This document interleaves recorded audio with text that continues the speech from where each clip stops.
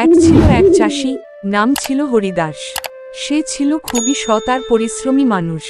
তার একটি ছোট ছেলে ছিল, রামু। রামু ছিল খুব বুদ্ধিমান আর চালাক। গ্রামের সবাই তাকে চালাক রামু বলেই চিনত।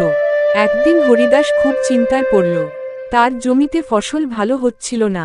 পাশের গ্রামের এক ধূর্ত ব্যবসায়ী এসে বলল, তোমার জমি আমাকে দাও, আমি তোমাকে অনেক টাকা দেব।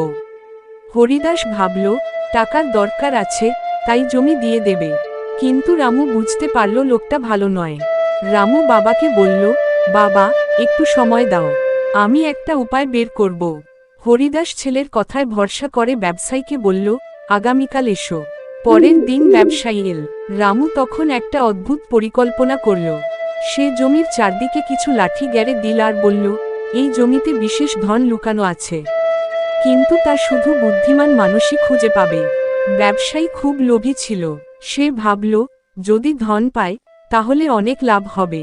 সে বলল, আমি কিনব জমি, কিন্তু আগে ধনটা খুঁজে দেখি।